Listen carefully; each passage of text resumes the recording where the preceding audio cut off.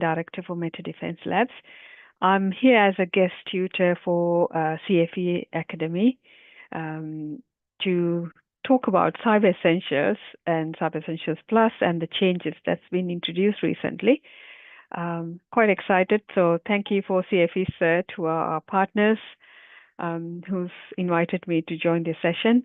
And so I'm going to go through quite a lot of slides during the hour and explain what Cyber Essentials is and what changes that it has introduced this year from the UK National Cybersecurity Centre, and also my experience around how Cyber Essentials work and how effective it is.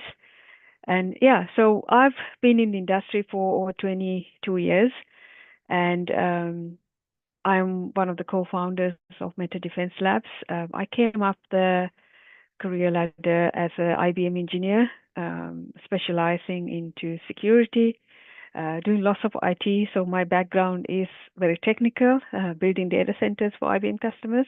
Then I moved on to doing consultancy to now an entrepreneur, but also I'm working in the business as a consultant.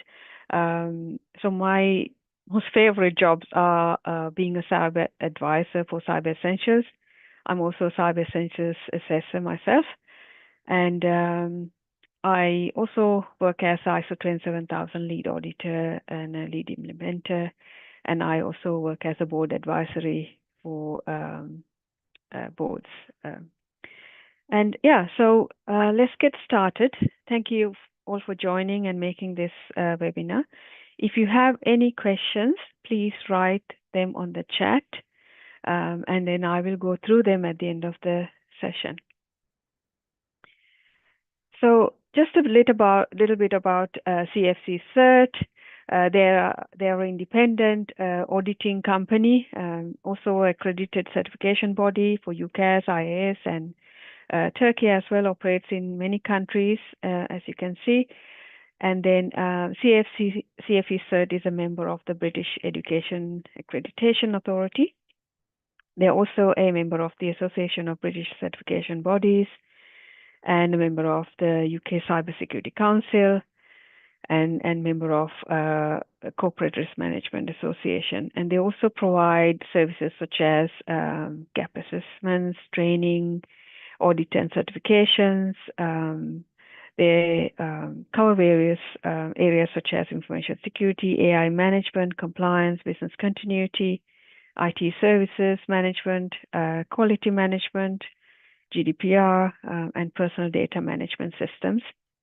And it's been an honor working with them in the last few years as a partner for CFE Cert. We've got many customers who work with us. And then there's the CFE Academy, which is the training company that provides, and I think you know me from this. So this is part of their engagement. You can also follow us on LinkedIn, and there's all the platforms for the social media accounts for CFE. And I'm also on LinkedIn if you want to know who I am. Quite loud on LinkedIn. But yeah, so something that I'm really passionate about, one of the certifications that I'm really passionate about is Cyber Essentials. Because in my last a number of years of experience, I've worked with so many frameworks and certifications, but this is one framework that is simple yet highly effective, and it works. If you do apply Cyber Essentials properly, this is one thing that can stop 80% of the attacks, internet-based attacks, for your company. You probably have seen these logos. So there are quite a few logos for Cyber Essentials, but this arch type, two logos, one is for Cyber Essentials, one is for Cyber Essentials Plus. You normally get these when you achieve the certification. And then they are linked to a Blockmark certification link, so you can check your certification on the public database as well. So it's difficult to have a fake certification with this scheme. And there's Cyber Essentials and there's Cyber Essentials Plus. Now, the latest version I'm going to be talking about is called Willow. that came with a significant number of changes that was introduced by the National Cybersecurity Center for UK.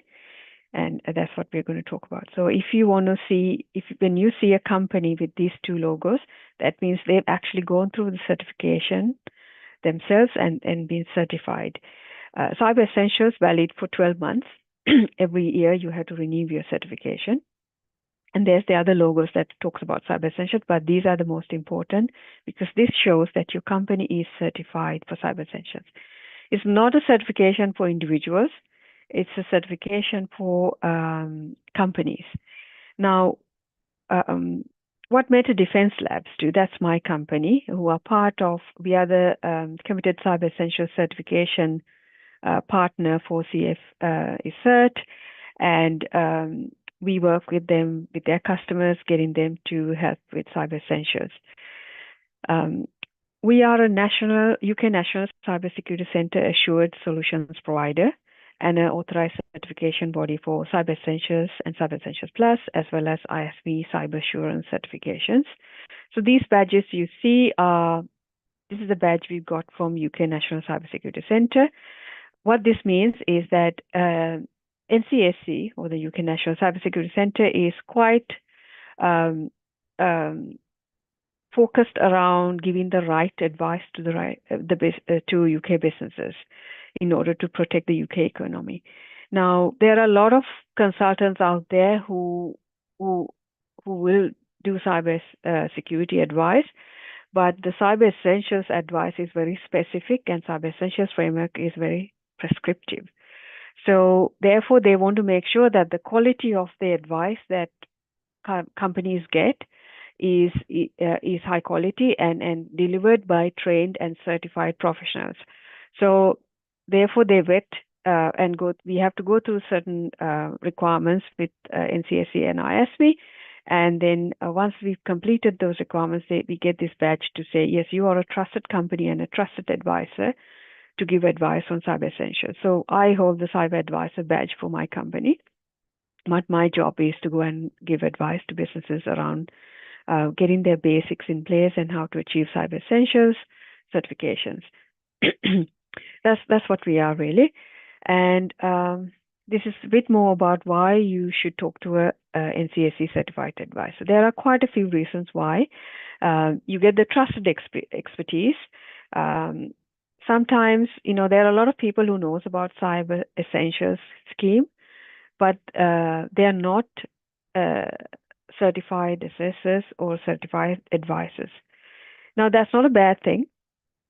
The only downside is that we get trained weekly, monthly. We get constantly trained around the Cyber Essentials changes because Cyber Essentials scheme changes and update requirements quite often.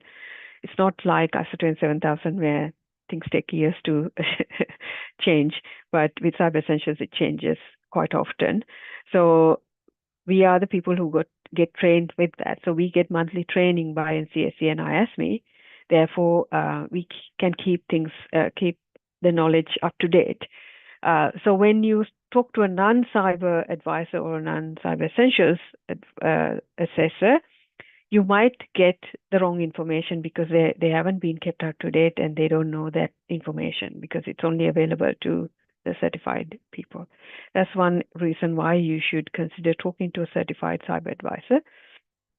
And we work every day on these things, so we can understand the requirements and give you clear advice, no jargon, and also we can help you understand the gaps before you go for Cyber Essentials.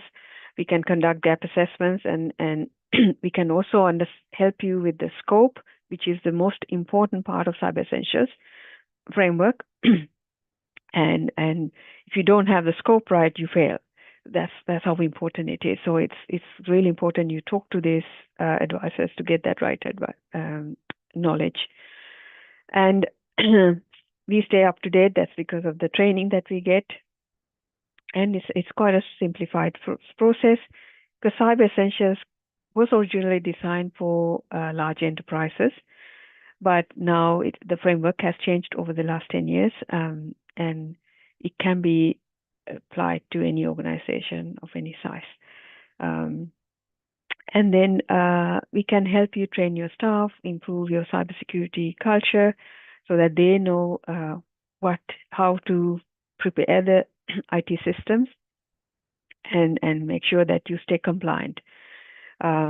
Improve your resilience so you are knowledgeable around how to apply the basic cyber hygiene to protect your organization, and also save time in achieving certifications, because it can take a few months sometimes if you don't get the right advice. So getting that correct advice, making sure that you prioritize your activities in terms of preparing yourself for cyber essentials is really important. So that's why we recommend talking to a cyber advisor. Let's talk about cyber essentials. So cyber essentials was originally introduced by the UK government and a National Cybersecurity Center. So if you don't know what an NCSC is, easiest way I explain to people is if you know James Bond works for GCHQ. So NCSC is the cyber arm of GCHQ. And they've introduced the very clever people at NCSC developed this framework to make sure that the UK economy is protected from the ever-evolving cyber attacks. I mean, if you are a security professional who monitors dashboards of how vulnerabilities come up, I'm one of those sad people. You will know since the war started with Ukraine, the vulnerability has increased massively, and it's a never-ending game. You fix 10 vulnerabilities today, and then another 10 appears tomorrow. It's becoming crazy, and there's the technology advancement which has now made a lot of the script kiddies to have lots of access to tools and AI and all sorts of things that they can use to get into networks and hack systems. So it's becoming, a game for some. And so there's a lot of people out there who's looking for the easy targets. And so Cyber Essentials scheme is really there to stop those kind of attacks, internet-based attacks especially. And it can stop 80% of the attacks if you apply Cyber Essentials correctly. If you look at it talks about 5 controls. If you look at ISO 27001, for example, I think it's about 98 controls that you need to look at, implement it. This is just 5 controls. So which one do you choose? I would choose 5 because it's easy and it's quick. So this framework is really not a risk-based framework. This is purely an IT hygiene framework. It addresses your IT hygiene. That's your basic foundation when it comes to cyber. If you want to get your IT sorted out, I would recommend Cyber Essentials because it can stop 80% of the attacks if you've done it correctly. Now there's 2 levels. Level 1 is the basic one, which is Cyber Essentials. You can go through the scope, the 5 controls yourself, and then you can complete the assessment and submit your answers, and then it will get marked by a certification body like us. And then if you answered everything correctly and you were tested to it, you get the Cyber Essentials certification. It's a self-certification, so it doesn't hold a lot of weight in terms of credibility because it's your answers, you're certifying and saying, yes, I've done this. But there's no evidence checking or assurance around whether you've done it correctly or not in terms of applying these technical controls. So this is why Cyber Essentials Plus holds more weight, because it's a verified assessment. So we independent certification body like us would come in and conduct an external audit on you to check if you've applied those controls correctly and you've got the evidence to back it up. And we issue that certification saying, yes, if you've done everything correctly. Now that holds more weight on there. And so that's why there's 2 certifications, Cyber Essentials and Cyber Essentials Plus. Now, the 5 technical controls. The main technical controls are firewalls, secure configurations, secure update management, user access control, and malware protection. Now, I've added another one. I call it the 6th control, but this is the most important one. It's not mentioned on the framework, obvious reasons, but it talks about it. Asset lifecycle management. This is purely your scope. Scope is all about what are your assets? Have you identified your assets correctly? And have you listed them correctly? And have you been managing them correctly? So that is important. If you haven't got the right scope, it's an automatic fail for Cyber Essentials. So this is the most important activity when it comes to Cyber Essentials that you have to go through. One of the first activities you do as well, identifying your crown jewels, your IT assets. That could include your laptops, desktops, servers, cloud environments, firewalls, networks, routers, mobile devices, thin clients, and the infrastructure. All of that includes in the scope. So working with a cyber advisor or certified uh, cyber essentials assessor or a certification body is key when it comes to finalizing your scope. Once you finalize the scope and you know there aren't any non-compliances, then you can start applying these controls to that scope. Your firewall, how do you protect your routers and devices? Do you have software firewalls? Do you have hardware firewalls? Understanding them and making sure they're configured correctly, that's really important. Secure configuration is all about how you configured your devices. Have you set the right settings? How have you built them properly? Have you got rid of all the software that you don't use? Are there any unsupported software or end-of-life software that you got rid of? Are they all licensed by a, valid company? So those are the things that you need to look at, and that all these controls apply to the systems in this scope, basically. Secure update management, I call it vulnerability fixes as well now, because it's not just patching, it's how you identify your vulnerabilities in your devices and how you manage them, how you prioritize them. Cyber Essentials focus on critical and high vulnerabilities, not all of them, but then you have to make sure that you know what they are in the first place, and also you're managing those vulnerabilities effectively. And use access control, so you're limiting access to people and data who actually needs to access that data. So is there the right people who has access to has the right level of access, basically. Then the malware protection. It's about the tools you use, like antivirus software, your Defender, CrowdStrike, whatever you use for malware protection. That's what it's looking at. So those are the 5 controls, and then your 6th one, which is the scope. Now, a little bit background about Cyber Essentials. Every year, not every year actually, it's time to time. Sometimes it's yearly, sometimes it's a couple of years later or even sooner. Cyber Essentials change the framework and update it to reflect the current threat landscape. So the controls are constantly evolving and changing. The requirements are changing as well. That's how Cyber Essentials keep it current and also effective, because it looks at the current threat landscape and change its requirements based on that. The Cyber Essentials versions come in different names. It used to be Avendine and then Montpellier. Now it's Willow. It's the little streams that run in where NCAC and ISV is based, the location. So they're not there's a madness behind the names for these versions.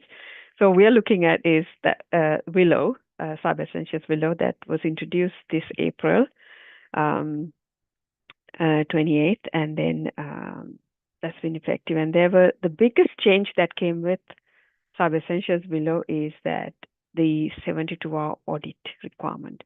It used to be you can conduct your audit, you plan it accordingly. There was no time restrictions, typically around a month. But now the Cyber Essentials Plus audit needs to be conducted within 72-hour blocks. So which is an interesting one that's come through. It's okay for small organizations or SMEs, but for large organizations, fitting everything, all your internal scans and things into a 72-hour block is quite challenging. So that's one of the big changes that we are, as certification bodies, having to look at. Now, other major technical changes that's come through with Cyber Essentials is introducing the passwordless definition and description. So that's been updated in the guidance. Then the vulnerability fix definition has changed. It used to be patch management. Now it's gone to vulnerability fixes. It's a new word that's been created actually, and there's a security update management control that's been changed to include the vulnerability fixes. And then home working has changed to home and remote working. If you're familiar with the Cyber Essentials scheme, there's knowledge base available in the NCSC website and ISME website. You can download the Cyber Essentials infrastructure guidance document, which talks about all these requirements. And there's also the Cyber Essentials assessment spreadsheet that's available to you to download free of charge from ISME or NCSC. Or you can contact us. We can also provide that. It's free. And you can go through these questions, what I'm talking about.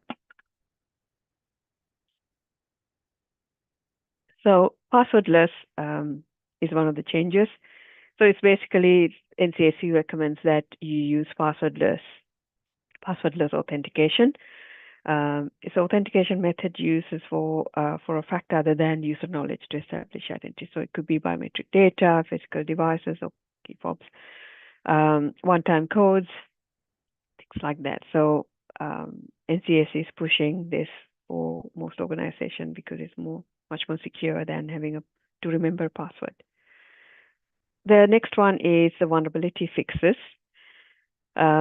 So the wording has been introduced to Cyber Essentials as vulnerability fixes. It used to be when we identify critical and high vulnerabilities in the past for Cyber Essentials, it used to be only patchable vulnerabilities that needs to be fixed as a requirement. Now that's changed. So it's not just only patchable vulnerabilities. It includes all vulnerability fixes of critical and high nature. So patches, updates, or any registry fixes, configuration changes, that they all go into this vulnerability fixes thing. So let's say we conduct a vulnerability assessment on your systems, and then it comes up with loss of critical and high vulnerabilities. You need to make sure that all of them are fixed to pass Cyber Essentials certification. And then the other one is the definition of licensed and supported software has been also updated to software that you have legal right to use and that a vendor has committed to support by providing regular vulnerability fixes. So these are some of the changes that's come in. Vulnerability fixes is the main one because this means you can't just patch and fix a vulnerability. You got a bit more work than that. So this is causing a lot of headaches to IT teams because the vulnerabilities are never ending and you have to be really on top of your game to make sure that you are fixing these vulnerabilities to stay compliant. Because you can get certification today and it's still a point in time assessment, and that's just a tick box, right? But the real meat is in how you manage the vulnerabilities. That's what's going to protect your organization, not just getting a certification. That's just a tick box exercise. How you must really apply is making sure that these vulnerabilities are fixed continuously. So to do that, you have to have a solid vulnerability management program. That means you've got a system in place or an external party like us in place to make sure we identify the vulnerabilities effectively. And then we report that vulnerabilities to you. And then we help you prioritize those vulnerabilities and you are fixing them within the 14 days requirement. Cyber Essentials says you must fix your vulnerabilities within 14 days of release. So to keep on top of that, deadline is really hard, especially if you're a large organization. So you need to have enough resources and tools to make sure that you are patching and fixing vulnerabilities effectively. Otherwise, you're not going to stay compliant. And if you have a breach, and they're going to look at, have you got cyber essentials? Great, yes, you got. And what have you done? And have you been maintaining cyber essentials plus? No, because you are showing up critical and high vulnerabilities that are older than 14 days, and that's what exploited. The hackers found, and then they got into your systems, and therefore you could even miss the insurance payout because you haven't been maintaining those. So yeah, this is a really big one, and I'm not a big fan of vulnerabilities because I've seen too many, and um, it's just not a fun thing to do. So you really need to invest on resources and tools for managing your vulnerabilities effectively.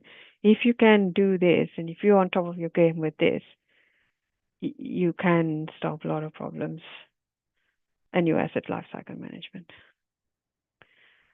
Um, so these are the question sets. So if you're familiar with the Cyber Essentials question set, there's about 160 lines on there. It's a spreadsheet and it's got so many questions separated down to scope, information about the company, then your insurance, and then your 5 controls. In that, they got different numbers. So this is what I'm talking about, changes to the question set. So one of the big things they've introduced is there's a 300-word limit count now to describe your scope.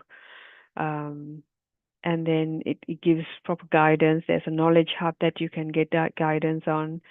You can also request for a cyber advisor. There's a free 30-minute call that you can book with someone like me, and I'll jump on a call and explain to you the things and answer your questions, and then help you with finding the right resources, right guidance, all of that.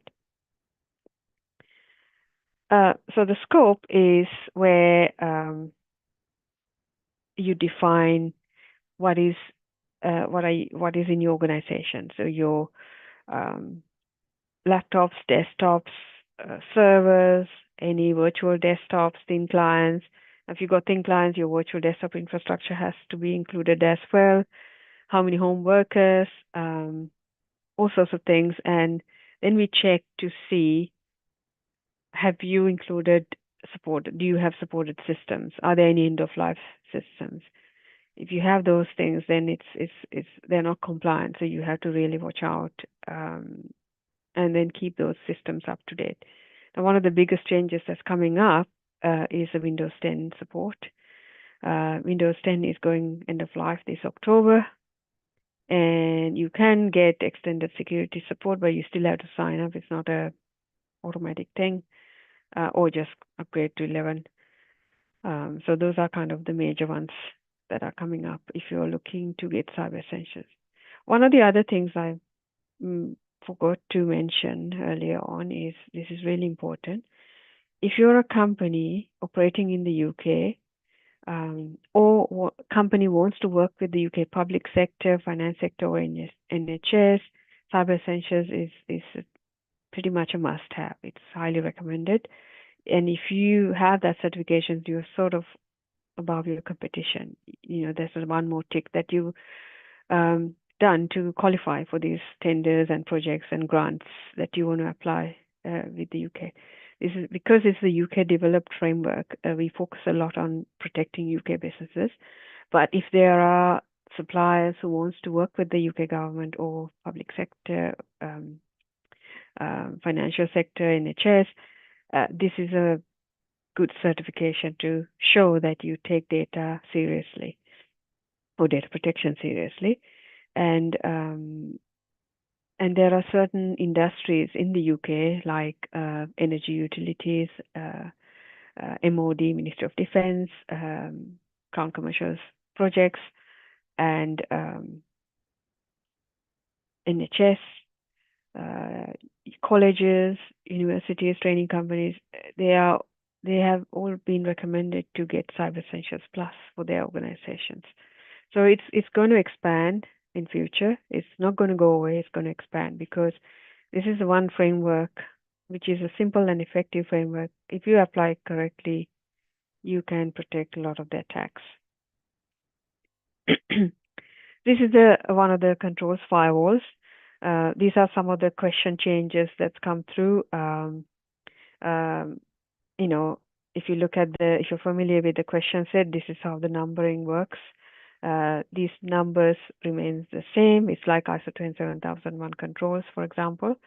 And this section, it talks about firewalls, and then there had been some questions that's been updated to give more guidance and also be more specific around how you manage your external firewalls.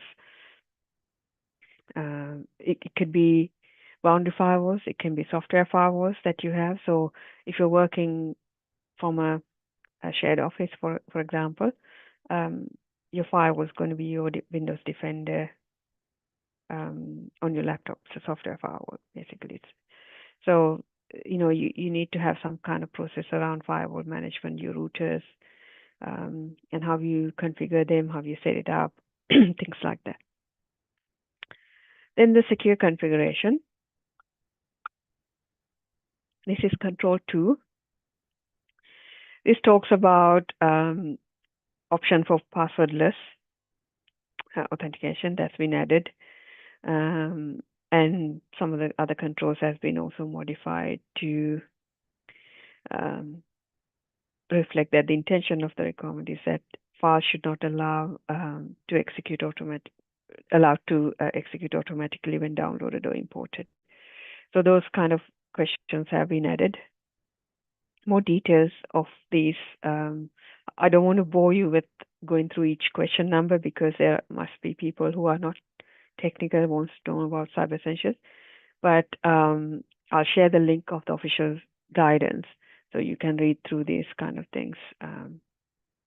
Security update management. This is where the patch management is talked about, but now I call this a vulnerability management because you can't update your systems if you don't know what the vulnerabilities are. It's simple as that.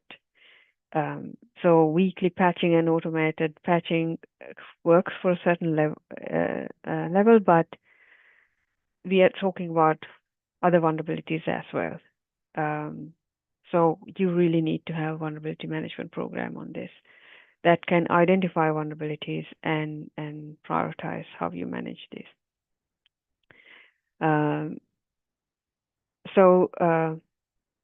This is how the questions have been updated to reflect the wording around vulnerability management.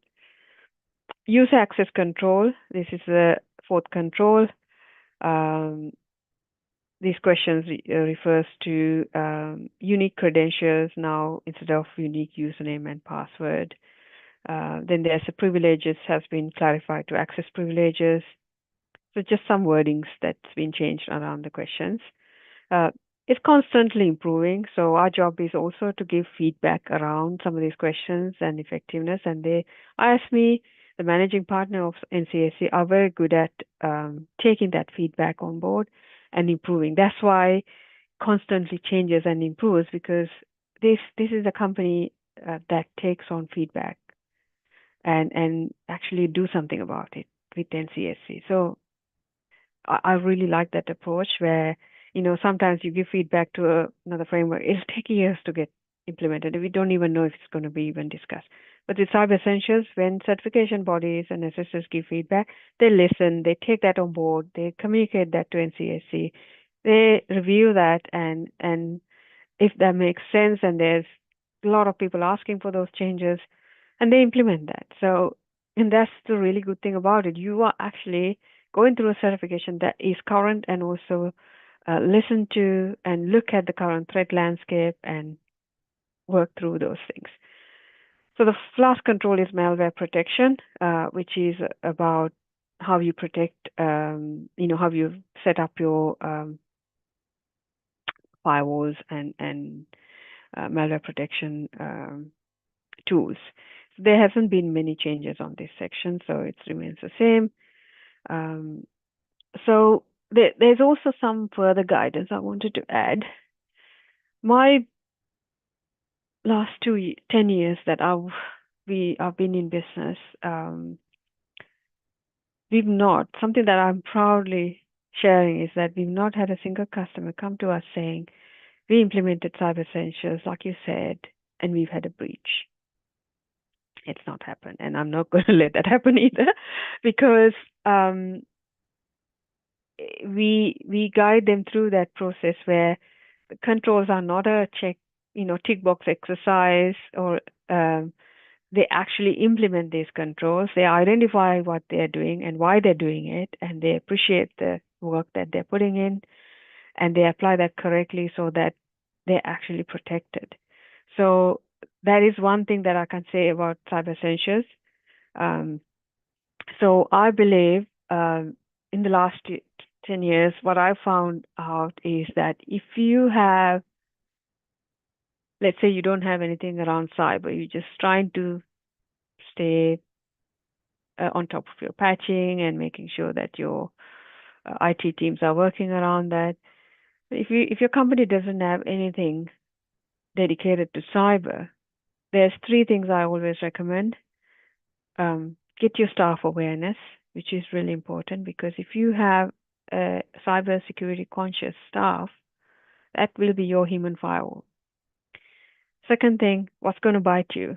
Your GDPR, which is ICO. If something goes wrong, your ICO is going to have investigations and all sorts of things. So that's really important, and you do your due diligence. That's the compliance part, which is, getting cyber essentials or ISO 27000. Those things are important, but then implement them correctly, not just documentation so that the auditor come and look at it and then issue a pass. We don't work like that. We look at evidence.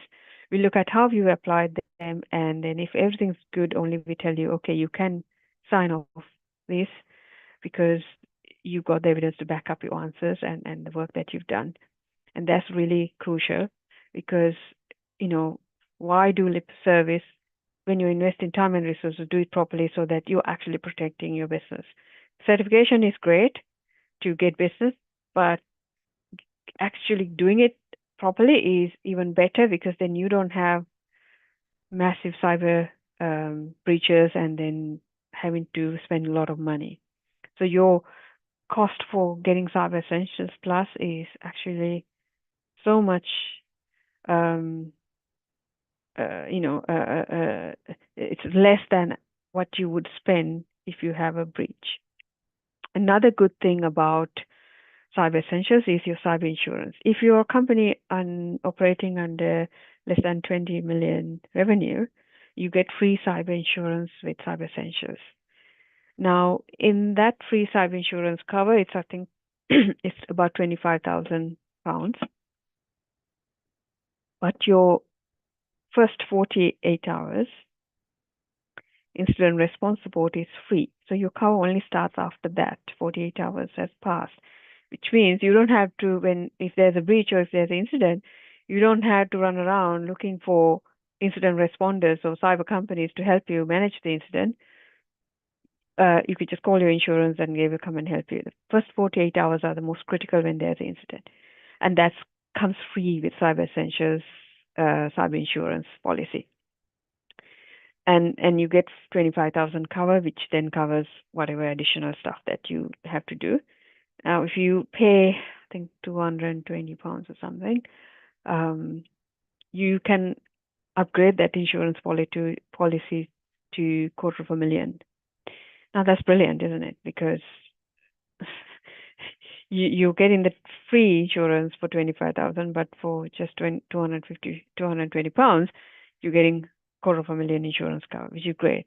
But you need to make sure you apply those controls correctly. And if you've done a lousy job, then there might be problems like how insurance will pay out. Backups. This is further guidance. This is not a requirement for. Sorry, I also wanted to talk to you about the three things that works. So your compliance, your staff awareness, and the third one is vulnerability management. Because if you're managing your vulnerabilities, you are reducing a lot of the problems. And the fourth one is backup. If you get hit by ransomware, this is what's going to sort of help you recover from ransomware. and you need to have a proper backup strategy. This is not a requirement for Cyber Essentials, but it's in the further guidance or further recommendations.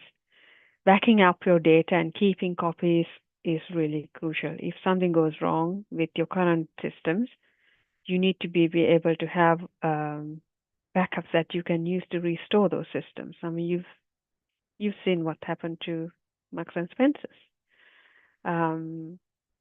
and Harrods and Cope. We hear about these stories every day, how they got hit by ransomware, and it takes weeks, days, months to restore some of these. That could be purely down to not having proper backup strategy that's been implemented properly and tested regularly. You can think, oh, you got a backup, but if you're not testing it, you don't know if that's going to work.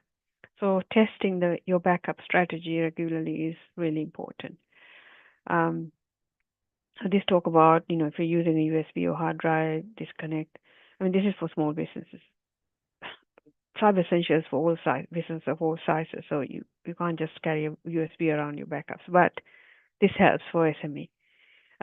So something that I always recommend is very old-fashioned backup rule, but it still works even nowadays. But there are a lot of companies that has very advanced backup solutions. So investing in a backup solution is really good. Now, this talks about the 3-to-1 backup rule, which is 3 copies of your data, 2 different storage types, and 1 copy stored off-site. There are backup companies who does all of these even better. And then if you need to be encrypted, then they're also encrypted as well. So yeah, looking into backup is really important if you are worried about ransomware. Because if you look at the ransomware, typical, I mean, this is a very basic scenario. A staff member clicks on something, and they were running on as admin on that account on the computer. So the malware infect the whole system because it got code right by default to do whatever it needs, and then it goes and infect your whole environment, and it's encrypted. Now they're demanding a ransom, and you don't have backups, so you're pretty messed up now. If you have had staff awareness and cyber essentials and backup, the staff member wouldn't click on that. They will be conscious. They will think twice before they click on that attachment, and that could be stopped right there. If they accidentally click on it, and the cyber essentials controls have been applied to their laptop and it's properly configured, so they're not running on the God account, which is the admin account. They're running as a standard user. Some of this malware can't really do a lot of damage. There's now malware that can even operate in certain levels of, but most malware can't do a lot of damage when they don't have privileges to change system settings and things like that, because they're running as a standard user. So they can't infect the whole environment or the whole system, which means that attacks stop there. Let's say it pass throughs and the user was not trained, clicked on it, or they were trained, accidentally click on it, and then computer was not set up in a way like the Cyber Essentials recommends, and then infected the whole system and went and encrypted the whole storage and the backup, everything, all the files, and you had a solid backup strategy that you implemented and tested, and it didn't go to the backup, so you got backups. So you can restore from the backup and carry on doing business. Well, if you don't have backups, now you got to figure out what you're going to do. Are you going to pay the ransom or not? So there's a new rule law that's come up in the UK that if you're a public sector organization, you are not allowed to pay ransom anymore. So how are you going to now function as a business if you're a private sector? You got no data, your systems are encrypted, your backups not working.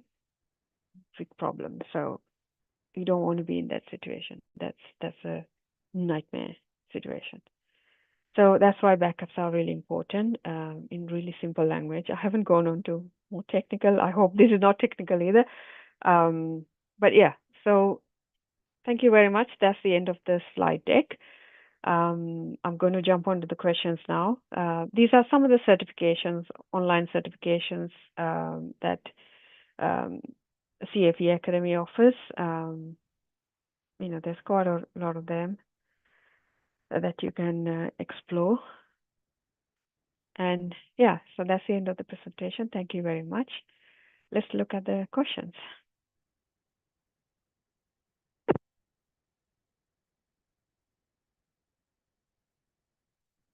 Okay, no many questions. Great. Ali John, how do you give a certificate?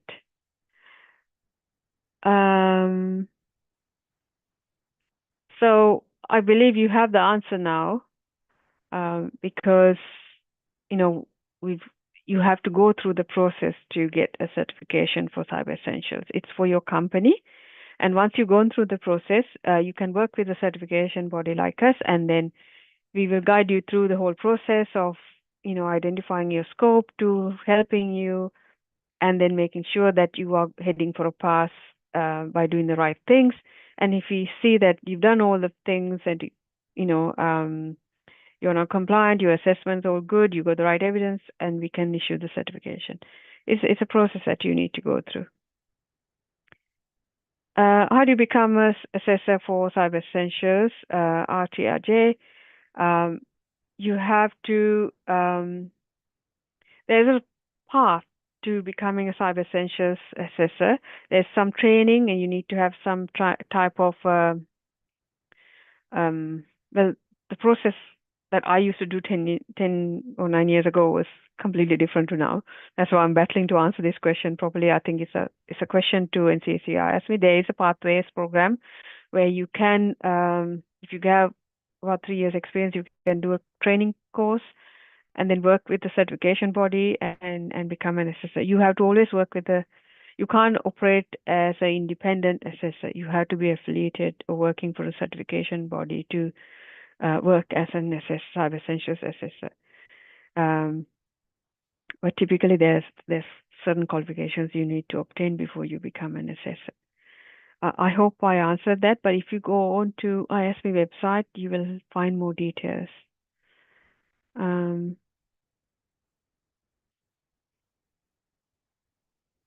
Any other? So there's more questions. How do you give webinar joining certificate? Sorry, I don't know how to answer that. The question is not clear. I think CFE Cert give you like a CPD certification saying you attended this webinar. That's, I think, how it happens. So there's another question from Richard. Is CFE Cert the same as ISO 27001 in terms of organization certification? No, it's not. I think you need to be an ISO 27000 implementer or auditor. You need to do the training course with CFE because they do information security lead implementer courses. That's security management system lead implementer. There's an information security management systems awareness. There are some courses. So you can do some of these courses to get familiar with ISO 27001. If you want to go for organization certification, then CFE Cert can help. They do certify organizations, and they also do gap assessment, if I understand correctly. Yeah, so I would speak to them on that, Richard. Ali John, how do you give certification to attend the webinar? Okay, so that's a certification that I think it's a CPD certification that CFE offers. So you can contact them and they will give you more details. Another question from Richard. What is required in terms of certification for an IT auditor already in the industry and one with ISO 27000 lead auditor. Question for NCSEO asked me, I think if you got this qualification, you still need to go through the training, and you have to be an assessor based in the UK and is affiliated to a certification body. So once you complete the training and the assessment, I think you can be a cyberessentials assessor. Any other questions? I see another one. Is it a question or?